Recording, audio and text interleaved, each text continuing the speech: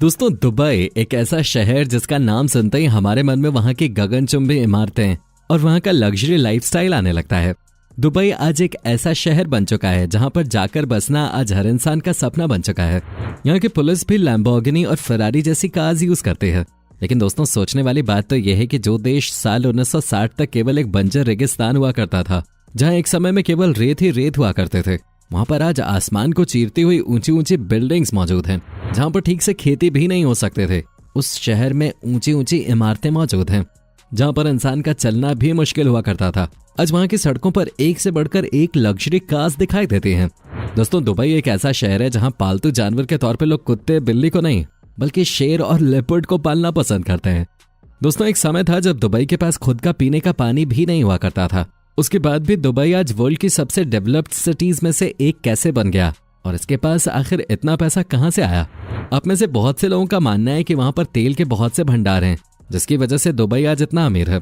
लेकिन दोस्तों, आपकी जानकारी के लिए बता दें, दुबई की सिर्फ 1% जीडीपी ही तेल पर निर्भर है और दुबई की इकोनॉमी में तेल का रेवेन्यू सिर्फ 5% का ही है। दुबई की मैक्सिमम इकोनॉमी रियल स्टेट और टूरिज्म से चलते हैं। आइए दोस्तों, जानते हैं दुबई से जुड़ी कुछ ऐसी ही हैरान कर देने वाली बातों को। लेकिन उससे पहले अगर आप नए हैं तो इस चैनल को सब्सक्राइब करके बेल नोटिफिकेशन को जरूर ऑन कर लें। तो चलिए शुरू करते हैं। दोस्तों, अगर आज से 22 साल पीछे जाएं तो दुबई के पास केवल रेत के अलावा कुछ और नहीं था। लेकिन दोस्तों, कहते हैं ना कि अगर कोई व्यक्ति अपने सपनों के प्रति वफादार हो और अपने सपनों को सच करने के लिए दिन रात एक कर दे, तो सपनों को हकीकत में बदलने में समय नहीं लगता है।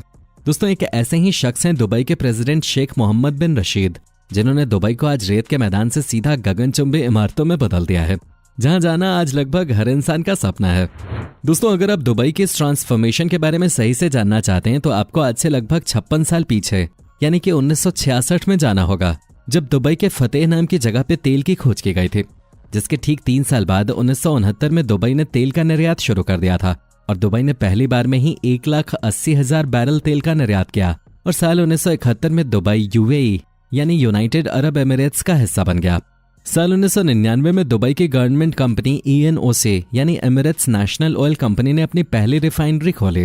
अब पूरे दुबई को बिल्डअप करने के लिए अच्छा स्टार्टअप तो मिल चुका था, लेकिन यह हमेशा के लिए नहीं था, क्योंकि वहां के रूलर मोहम्मद बिन रशीद अल मखदूम ने अपनी दूरदर्शिता से यह भांप लिया था कि वो दुनिया में तेल के अकेले एक्सपोर्टर नहीं है और तेल लाइफ लॉन्ग इकोनॉमी को चला भी नहीं सकता है।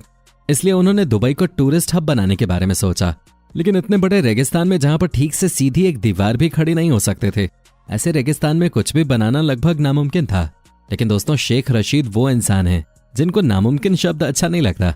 इसलिए उन्होंने दुनिया भर से एक से बढ़कर एक इंटेलिजेंट आर्किटेक्चर्स को ढूंढा और उनसे हर तरह से सुझाव लिए। दुनिया भर के कई बड़े बड़े आर्किटेक्चर्स को बुलाकर वो मजबूत बिल्डिंग्स को बनाने में सफल तो हो गए, लेकिन उन्हें ऊंची ऊंची बिल्डिंग्स को बनाने के लिए बहुत सारा पानी चाहिए था।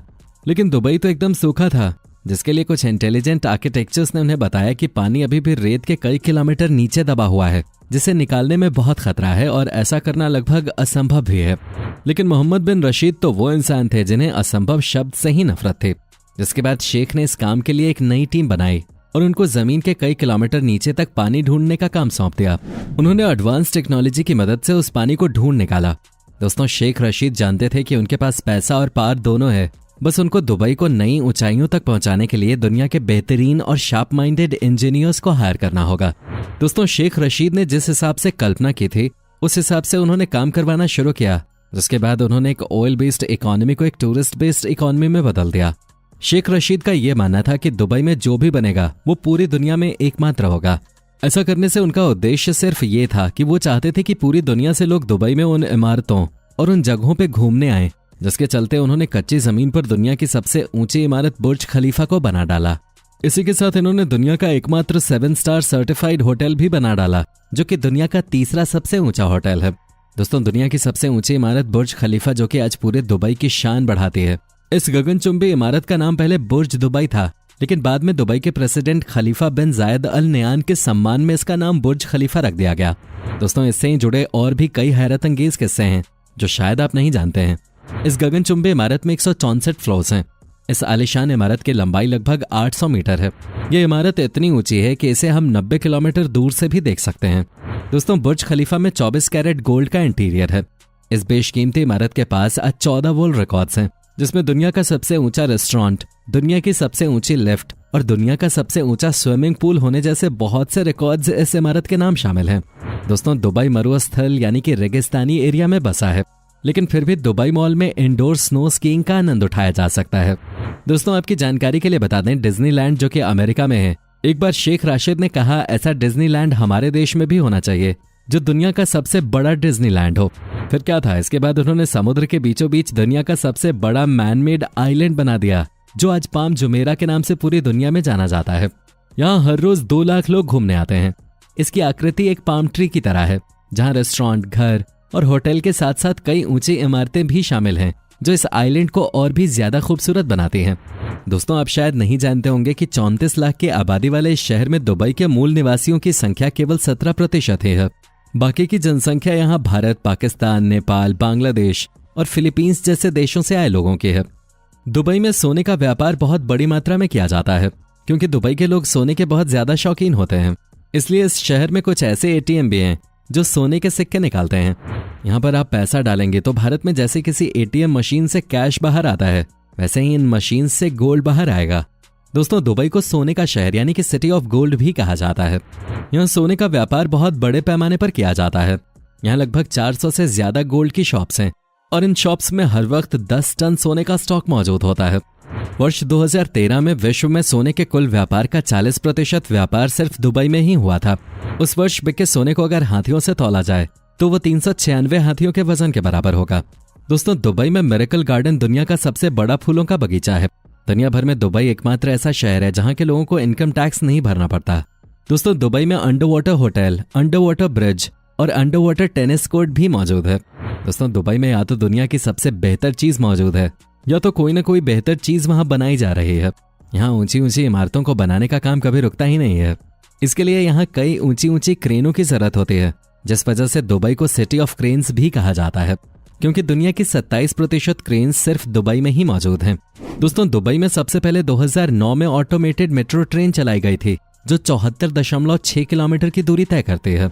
ये वर्ल्ड की सबसे लंबी ऑटोमेटेड मेट्रो है। इसको बनाने में 18 महीने का समय लगा था। 18 महीने में ही यहाँ 42 मेट्रो स्टेशन बना दिए गए थे। इसके अलावा दोस्तों, दुबई दुनिया की पहली क्लाइमेट कंट्रोल्ड सिटी भी बनाने जा रहा है जो कि 48 मिलियन स्क्वायर फीट के एरिया को कवर करेगी, जिसमें सभी चीजों की सुविधाएं उपलब्ध होंगे।